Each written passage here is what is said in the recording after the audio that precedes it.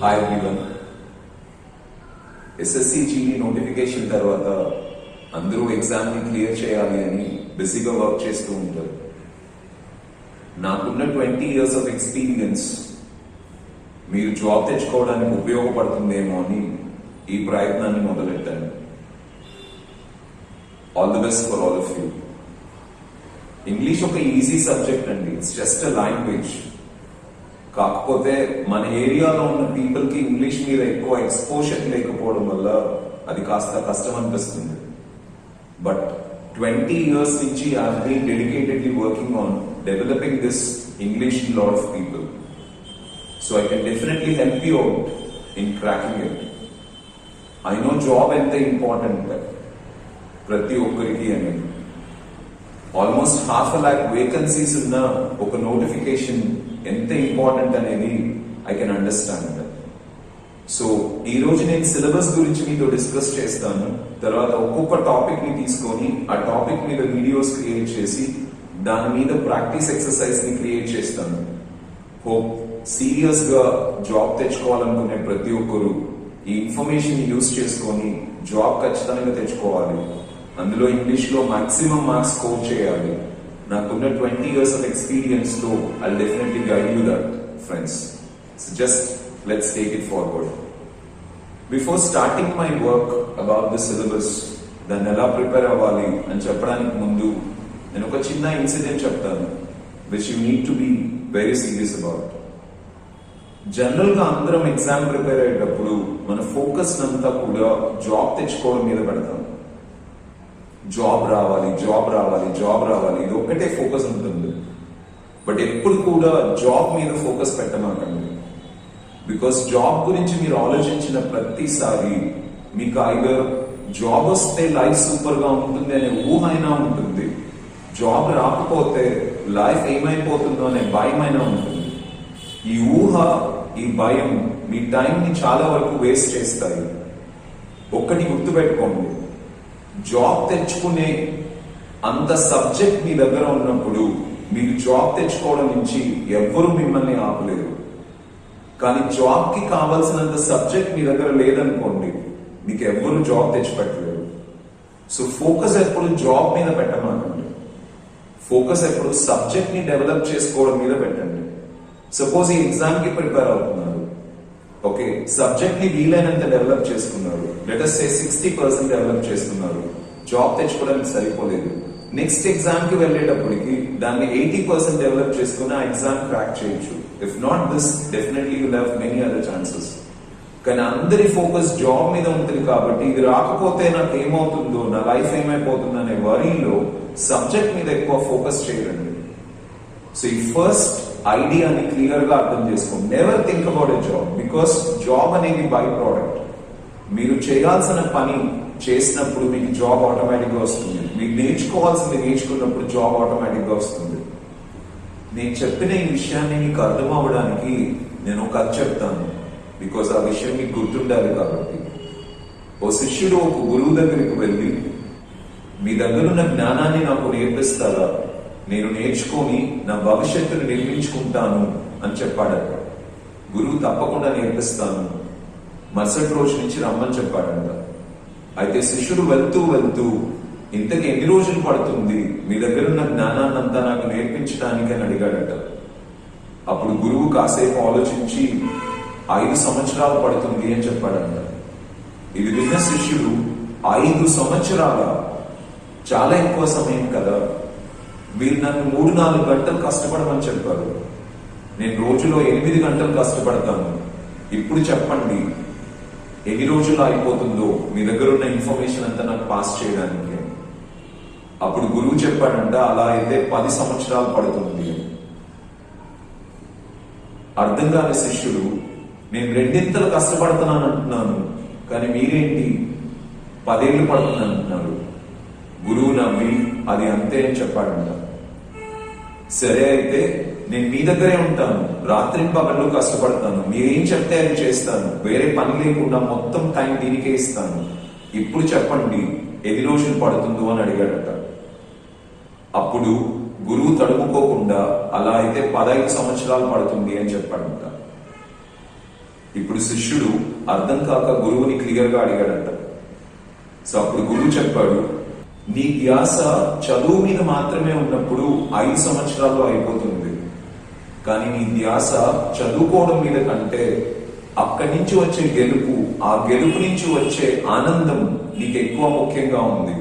అందుకే తొందరగా అయిపోచేయాలని ప్రయత్నిస్తున్నావు.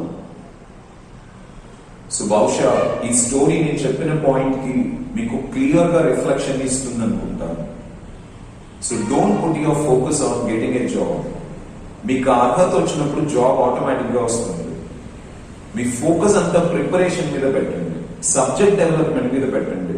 ఎంత ఎక్కువ సబ్జెక్ట్ ని డెవలప్ చేసుకోగలరో అంత ఎక్కువ సబ్జెక్ట్ ని డెవలప్ చేసుకోండి. ఎందుకు అంటే మీరు డెవలప్ చేసుకున్న సబ్జెక్ట్ ప్రతి ఎగ్జామ్ కి ఉపయోగపడుతుంది. అఫ్ కోర్స్ ఈరోజు ఎస్ఎస్సి జీడీ ఎగ్జామ్ రాయొచ్చు, కానీ తర్వాత మీరు ఇంకా పెద్ద ఎగ్జామ్ రాయాలనే ఆలోచన రావచ్చు. ఆ రోజు మళ్ళీ ప్రిపరేషన్ చేయడం కంటే ఈ రోజు నుంచే పర్ఫెక్ట్ గా ప్రిపేర్ చేసుకుంటూ వెళ్తే ఫ్యూచర్ కి హెల్ప్ అవుతుంది. So put your focus totally on preparation and don't have any kind of worry regarding English. English చాలా సింపుల్ సబ్జెక్ట్ అండి, అది ఒక భాష. కాకపోతే ఎందులో అయినా మనం ఎదగాలి అంటే దాని మీద ఫస్ట్ ఫోకస్ ఉండాలి. ఆ ఫోకస్ ఎక్కడి నుంచి వస్తుందంటే మనం ఇచ్చే టైం నుంచి వస్తుంది. మనకు రాదు, ఇంగ్లీష్ కష్టం అనే యాటిట్యూడ్ ని డెవలప్ చేసుకుని ఉండడం వల్ల మనం ఇంగ్లీష్ కి టైం ఇవ్వట్లేదు. ఫస్ట్ టైం మీరు చదివినప్పుడు మీకు 1% అర్థం అవ్వచ్చు, కానీ ఆపమాకండి, కంటిన్యూ చేయండి. సో మళ్ళీ మీరు చదివినప్పుడు కాస్త ఎక్కువ అర్థమవుతుంది, మళ్ళీ చదివినప్పుడు కాస్త ఎక్కువ అర్థమవుతుంది. సమయాన్ని పెంచితే పని చేయడం ఎక్కువ అవుతుంది, పని చేయడం ఎక్కువ అయితే అర్థం చేసుకోవడం ఎక్కువ అవుతుంది, అర్థం చేసుకుంటే సబ్జెక్ట్ ఆటోమేటిక్ గా వస్తుంది. గుర్తుపెట్టుకోండి, మీరు నిజంగా ఇంగ్లీష్ నేర్చుకున్నారు అంటే మీరు ఎగ్జామ్ ని అద్భుతంగా రాయగలగాలి. అది చేయాలి అంటే ఫస్ట్ మీరు చేస్తున్న తప్పుల్ని రెక్టిఫై చేసుకోవాలి. మీరు ఎక్కడెక్కడ తప్పు చేస్తారో ఆ తప్పుల్ని ఎలా రెక్టిఫై చేసుకోవాలో నేను క్లియర్ గా మీకు ఎక్స్ప్లెయిన్ చేస్తాను. So don't worry about this. See, మనకు ఒక జబ్బు చేస్తే డాక్టర్ దగ్గరికి వెళ్తాము. డాక్టర్ మనల్ని ఒక 100 టెస్టులు చేసుకోమని చెప్తే ఆ 100 టెస్టులు చేసుకున్న తర్వాత అందులో ఒక 4 టెస్టులలో నెగిటివ్ రిపోర్ట్ వస్తే వాటి గురించి ఆలోచించుకుంటూ ఏడ్చుకుంటూ కూర్చునే వాళ్ళు ఉంటారు. ధైర్యంగా డాక్టర్ దగ్గరికి వెళ్ళి ఈ 4 ఏరియాస్ లో నాకు ఏదో ప్రాబ్లం ఉంది, మీరే దీనికి ఏదో ఒక సొల్యూషన్ ఇవ్వండి అని చెప్పి ఆ పనిని డాక్టర్ కి అప్పచెప్పి అతను చెప్పింది ఫాలో అయ్యే వాళ్ళు కూడా ఉంటారు. మీరు కూడా మీ ప్రిపరేషన్ కి సంబంధించిన ప్రాబ్లమ్స్ ని నాకు అప్పచెప్పండి, నేను చూసుకుంటాను. మీ ఫోకస్ అంతా ప్రిపరేషన్ మీద పెట్టండి, వర్క్ చేయడం మీద పెట్టండి. గుర్తుపెట్టుకోండి, మీ ధ్యాస సబ్జెక్ట్ ఎన్హాన్స్మెంట్ మీద మాత్రమే ఉండాలి. నా సిలబస్ లోకి వద్దాం. ఇంగ్లీష్ లో మీకు 25 క్వశ్చన్స్ ఉంటాయి, ఒక్కొక్క క్వశ్చన్ కి 1 మార్క్ ఉంటుంది. 25 మార్క్స్ కి ఈ ఎగ్జామ్ ఉంటుందండి. మాక్సిమం స్కోర్ తెచ్చుకోవచ్చు, ఎందుకంటే ఇది బిలో 10th క్లాస్ స్టాండర్డ్ ఉంటుంది. జనరల్ గా వాడే వొకాబులరీ మీద, జనరల్ గా వాడే యూసేజెస్ మీదనే మొత్తం సిలబస్ బేస్ అయి ఉంటుంది. ఇక్కడ ఒక ముఖ్యమైన విషయాన్ని గుర్తుపెట్టుకోండి. ఎగ్జామ్ ప్రిపరేషన్ లో బేసిక్ గా మీకు 2 స్కిల్స్ కావాల్సి ఉంటాయి. ఒకటి మెమొరీ స్కిల్. మెమొరీ అనేది కష్టపడి మనం గుర్తు పెట్టుకొని ఎగ్జామ్ రాయడానికి ఉపయోగించుకుంటాం. ఇది అందరూ డెవలప్ చేసుకోగలుగుతారు. అందరి కష్టం మెమరీ స్కిల్స్ ని డెవలప్ చేస్తుంది. బట్ రెండవది అనాలిసిస్ అండి. ఓకే, ఆ అనాలిసిస్ నిజంగా ఇంపార్టెంట్. అనాలిసిస్ అంటే ఏంటంటే ప్రశ్నించుకొని ఆలోచించి సరైన కన్క్లూషన్ ని డ్రా చేయగలిగే ఎబిలిటీని అనాలిసిస్ అంటారు. సపోజ్ నేను మీకు బాగా పరిచయం అనుకోండి, నా పేరేంటి అని మిమ్మల్ని అడిగితే టక్కని వేణు అని చెప్తారు, ఎందుకంటే మీ మెమరీలో నా పేరు ఉంది కాబట్టి. అదే నేను మిమ్మల్ని నాకు 10th క్లాస్ లో ఒక గర్ల్ ఫ్రెండ్ ఉంది, ఆ అమ్మాయి పేరేంటి అని అడిగారు అనుకోండి, వెంటనే మీకు వచ్చే థాట్ ఏంటి, మాకెలా తెలుస్తుంది అని. ఇది డైరెక్ట్ క్వశ్చన్ కాదు, మెమరీ నుంచి ఆన్సర్ చేయగలిగేది కాదు. దీనికి అనాలిసిస్ కావాలి. కాస్త జాగ్రత్తగా ఆలోచించండి. నా గురించి తెలుసుకున్న మీరు నా ఫ్రెండ్స్ గురించి తెలుసుకోవచ్చు, నాతో కలిసి 10th క్లాస్ లో ఎవరు చదివారో తెలుసుకోవచ్చు, దాని ద్వారా అక్కడ నాకు ఎవరు పరిచయం ఉన్నారో తెలుసుకోవచ్చు, దాని ద్వారా ఈ ఆన్సర్ ని ఎక్స్ట్రాక్ట్ చేయొచ్చు. దీన్నే ఇన్వెస్టిగేషన్ ఆర్ అనాలిసిస్ అంటారు. ఈ ఎబిలిటీని ఎక్కువ మంది డెవలప్ చేసుకోరు. ఆ ఎబిలిటీని డెవలప్ చేయడమే నాకున్న స్ట్రెంగ్త్. సో అనాలిసిస్ ఎవరికైతే ఉంటుందో వాళ్ళే కాంపిటేటివ్ ఎగ్జామ్స్ ని సక్సెస్ఫుల్ గా సాధిస్తారు. చాలా మంది మెమరీ స్కిల్స్ మీద మాత్రమే ఫోకస్ చేస్తారు, చాలా కష్టపడతారు, కానీ జాబ్ రాలేదని చెప్తారు. మెమరీ ఒక్కటే కాంపిటేటివ్ ఎగ్జామ్స్ లో సక్సెస్ కి హెల్ప్ చేయదు. దానితో పాటు ఖచ్చితంగా మనకి అనాలిసిస్ ఉండాలి. ఇంకాస్త క్లారిటీ ఇవ్వడానికి నేను మరో ఎగ్జాంపుల్ చెప్తాను. ఇప్పుడు మిమ్మల్ని కెన్ వి మూవ్ మౌంటైన్స్ అనే క్వశ్చన్ అడిగాను అనుకోండి, బహుశా చాలా మంది యొక్క ఆన్సర్ ఏముంటుంది? నో. ఇక్కడ మీరు అనలైజ్ చేయట్లేదు. మీ మెమరీలో ఉన్న ఇన్ఫర్మేషన్ ఏంటి? కొండల్ని ఎలా కదిలిస్తాం? కదిలించలేము. సో అదే రిప్రజెంట్ చేశారు. కానీ అనాలిసిస్ లోకి వెళ్ళండి. కొండని మూవ్ చేయడం అంటే ఏంటి?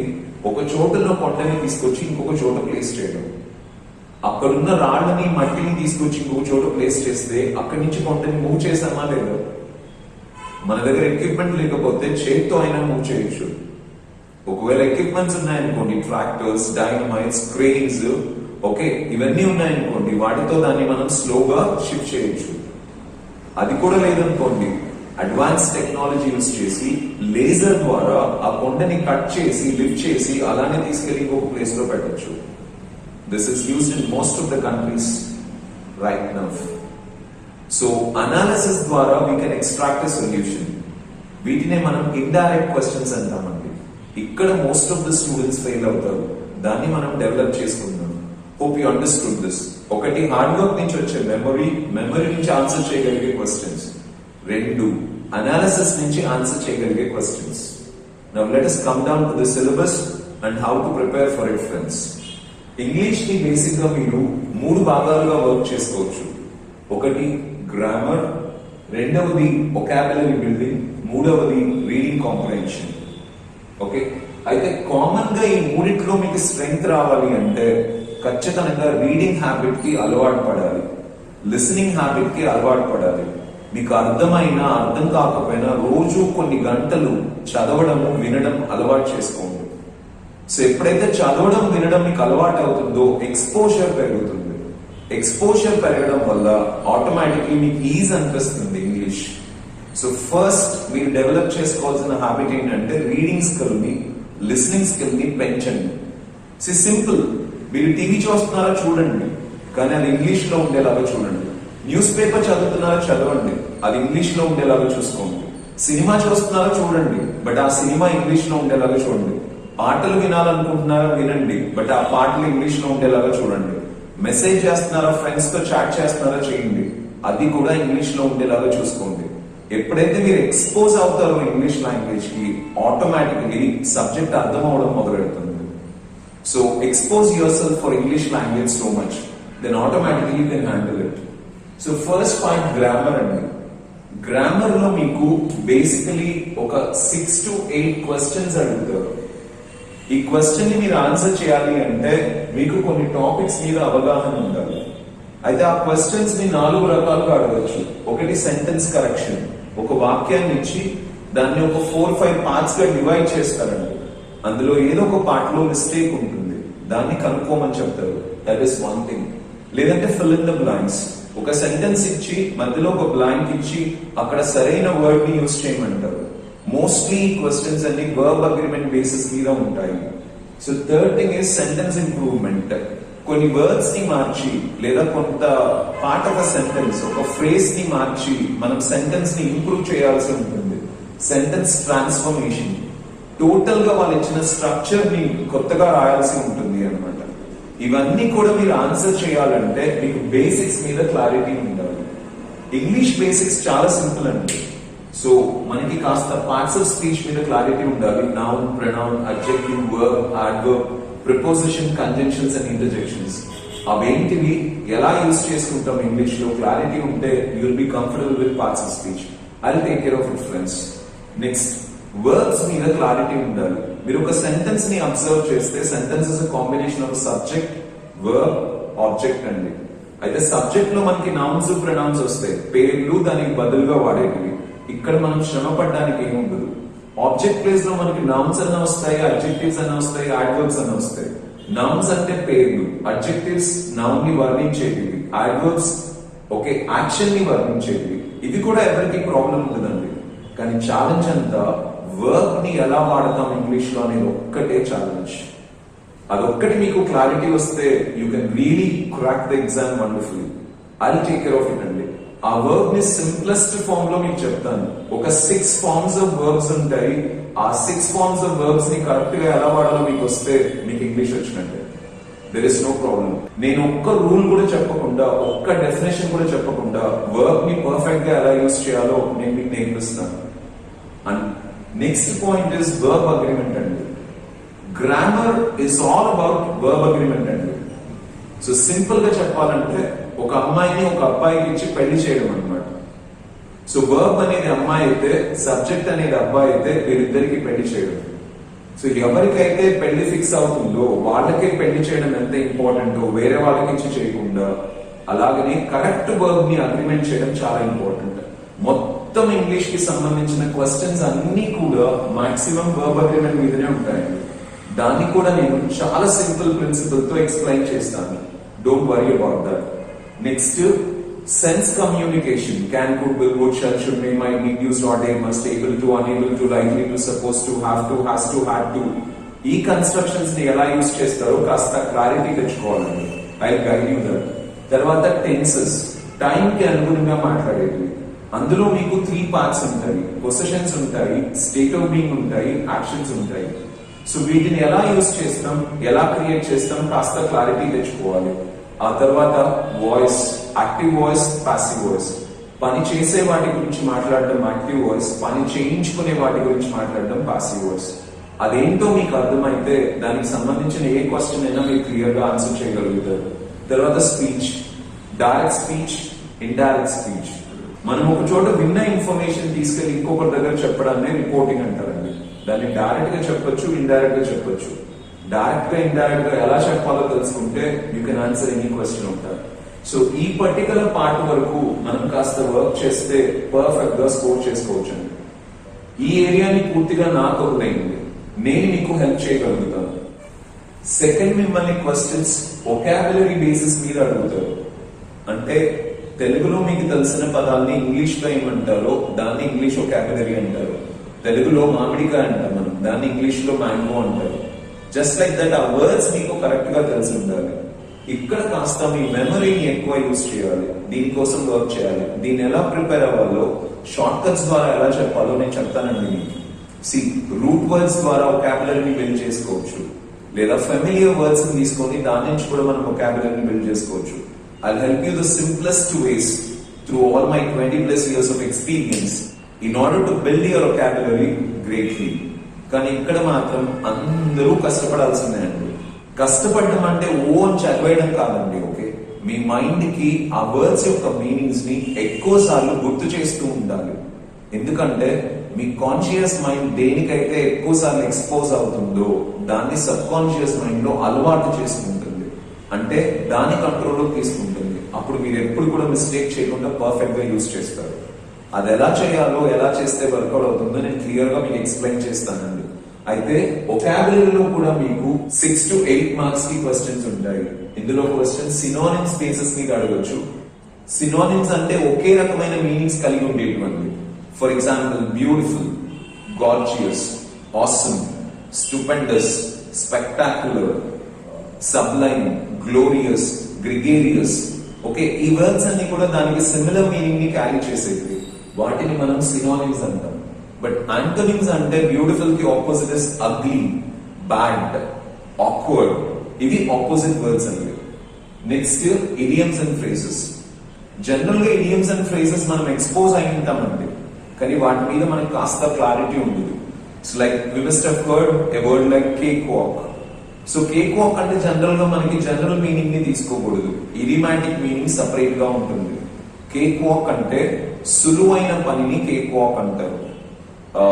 Teaching English is a cake walk for me, అంటే నాకు చాలా సులువైన పని అని చెప్తున్నాను. Don't beat about the bush, ఇవి మీరు చిన్నప్పుడు వినుంటారు. Snake in the grass, the cat is out of the bag, it's a peanut for me. ఇలాంటి ఎక్స్ప్రెషన్స్ వినుంటారు. ఇవన్నీ ఇడియమ్స్ అండ్ ఫ్రేజెస్ అండి. వాటికి సపరేట్ మీనింగ్ ఉంటుంది. వాటిని సింపుల్ గా ఎలా గుర్తుపెట్టుకోవాలో కూడా నేను గైడ్ చేస్తాను. ఎక్కువగా ఏ ఈడియమ్స్ అండ్ ఫ్రేసెస్ ని యూజ్ చేస్తారో నాకున్న ఎక్స్పీరియన్స్ తో మిమ్మల్ని సపోర్ట్ చేస్తాను. Don't worry about it. Phrases or something like taken అబ్యాక్. Taken అబ్యాక్ అంటే షాక్ అవడం అంటే. మామూలుగా మనం టేకన్ అబ్యాక్ మీనింగ్ తీసుకున్నప్పుడు ఏమనుకుంటాం, వెనక్కి తీసుకున్నాం అన్నట్లు. It's not like that. Okay, shock అయ్యాను అని చెప్పడానికి టేకన్ అబ్యాక్ అనే మీనింగ్ తీసుకుంటారు. వాటి మీద కూడా మీరు కాస్త వర్క్ చేయాల్సి ఉంటుంది. I'll give you the information on which you have to work. Just do your effort, friends. You can definitely succeed in that. Next one is one word substitutions.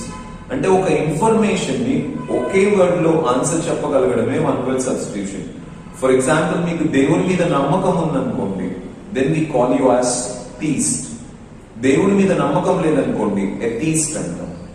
పక్షుల గురించి స్టడీ చేసే శాస్త్రాన్ని we call it as ornithology. అది చదివే వ్యక్తిని ornithologist అంటారు. ఇలా ఒకే word లో ఒక ఇన్ఫర్మేషన్ ని చెప్పగలిగే ఎబిలిటీనే వన్ వర్డ్ సబ్స్టిట్యూషన్స్ అంటారు. I'll give you the best one word substitutes. Don't worry about it. Next, spellings అండి. జనరల్ గా మనం స్పెల్లింగ్స్ రాసేటప్పుడు చిన్న చిన్న మిస్టేక్స్ రాస్తూ ఉంటాం. ఫర్ ఎగ్జాంపుల్, టుమారో అనుకోండి, TOMMORROW అని రాస్తారు, but that is TOMORROW. Business ఉందనుకోండి, చాలా మంది BUSSINESS అని రాస్తారు, బట్ ఫస్ట్ లో BUSINESS ఉంటుంది. ఇలా చిన్న చిన్న మిస్టేక్స్ ఉంటాయి. లైక్ ట్యూషన్, ఒకసారి చెక్ చేసుకోండి, what is the spelling of tuition? TUTION అని రాస్తారు, but that is not the correct spelling అండి. TUITION. సో ఎక్కడైతే మీరు తప్పు చేస్తుంటారో దాన్ని ఎలా డెవలప్ చేసుకోవాలో కూడా నేను గైడ్ చేస్తాను. Don't worry about it. So దీని నుంచి మీరు హార్డ్ వర్క్ చేసి ఖచ్చితంగా ఈ స్కోర్ ని సాధించుకోవచ్చు అండి. And third part is reading comprehension అండి. ఇక్కడ మనకి రీడింగ్ స్కిల్, లిస్నింగ్ స్కిల్ మీద ఎంత ఎక్కువ ఎక్స్పోజర్ ఉంటే అంత కంఫర్టబుల్ గా మనం ఆన్సర్ చేయొచ్చు అండి. సింపుల్ గా ఒకవేళ క్వశ్చన్ పేపర్ ఇస్తే ప్యాసేజ్ నుంచి డైరెక్ట్ గా మనకి క్వశ్చన్స్ ఇస్తారు, వాటిని మీరు ప్యాసేజ్ చదివి ఆన్సర్ చేయొచ్చు. కానీ కొన్ని క్వశ్చన్స్ ని అనాలిసిస్ ద్వారా ఆన్సర్ చేయాల్సి వస్తుంది. అక్కడ రియల్ ఛాలెంజ్ ఉంటుంది ప్రతి స్టూడెంట్ కి. So if you are not good in analysis, you may not answer that questions. So I help you how to develop your analysis.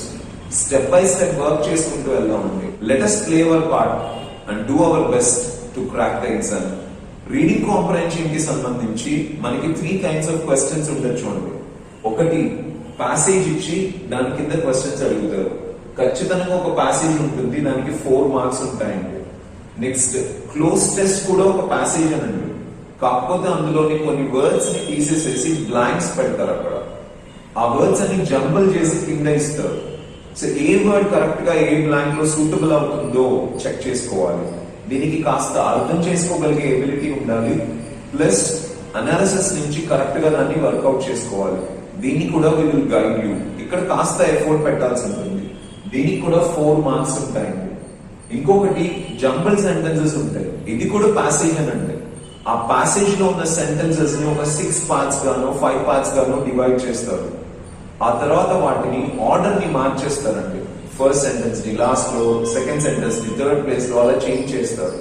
Change చేసి మనకి ఇస్తారు. దాన్ని మనం కరెక్ట్ ఆర్డర్ లో పెట్టాలి. ఈ 3 మీరు ఆన్సర్ చేయాలి అంటే, as I told you, analysis ఖచ్చితంగా ఉండాలి.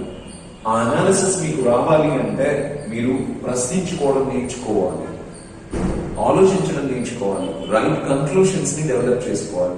I will help you about this friends. Okay, nothing to worry about it. Okay, అయితే నేను మీకు చెప్పిన పని మాత్రం స్టార్ట్ చేయండి. Expose your self to English language. మీకు అర్థం అవుతుందా, అర్థం కాకపోయినా just expose your self to English language. అది ఖచ్చితంగా మీ రీడింగ్ స్కిల్, లిస్నింగ్ స్కిల్ ని డెవలప్ చేస్తుంది. వినండి, చదవండి, expose your self to English. ఏం చేస్తున్నారో మీరు చేయండి, రెగ్యులర్ గా చేసే వర్క్స్ చేయండి, కానీ అవి ఇంగ్లీష్ లో ఉండేలాగా చూడండి. మీకు క్రికెట్ వాచ్ చేయడం అంటే ఇష్టం, వాచ్ చేయండి, నేను వద్దని చెప్పట్లేదు, బట్ కామెంటరీ ఇంగ్లీష్ లో ఉండాలి. Okay, National Geographic channel watch చేయడం అంటే ఇష్టం, వాచ్ చేయండి, but see that the background voice will be in English. News watch చేయాలి, వాచ్ చేయండి, but see that that will be in English. Once you expose yourself to English language lot, automatically మీ reading skill, listening skill develop అవుతుందండి. అది మీకు వస్తే you can conquer. దాని నుంచి మీరు ఈవెన్ వొకాబులరీ ఎన్హాన్స్మెంట్ కూడా డెవలప్ చేసుకోవచ్చు. దాని నుంచి మీరు గ్రామర్ ని కూడా డెవలప్ చేసుకోవచ్చు. Expose to reading and listening and ఒక్కొక్క టాపిక్ ని తీసుకొని ఒక్కొక్క టాపిక్ మీద నేను వీడియో చేసి దానికి సంబంధించి సఫిషియెంట్ ఎక్సర్సైజ్ ఇస్తాను. ఇంగ్లీష్ లో మీరు జాగ్రత్తగా అర్థం చేసుకోవాల్సింది ఒకటేనండి, జనరల్ రూల్స్ అందరికీ ఈజీగా అర్థం అవుతాయి అండ్ అందరూ జనరల్ రూల్స్ ని చెప్పుకుంటూ వెళ్తారు. బట్ రియల్ ఛాలెంజ్ ఎక్కడ వస్తుందంటే ఎక్సెప్షన్స్ మీద. ఎక్కడెక్కడైతే ఎక్సెప్షన్స్ ఉంటాయో వాటి మీద ఎక్కువగా ఫోకస్ చేయరు, because it needs some in depth learning.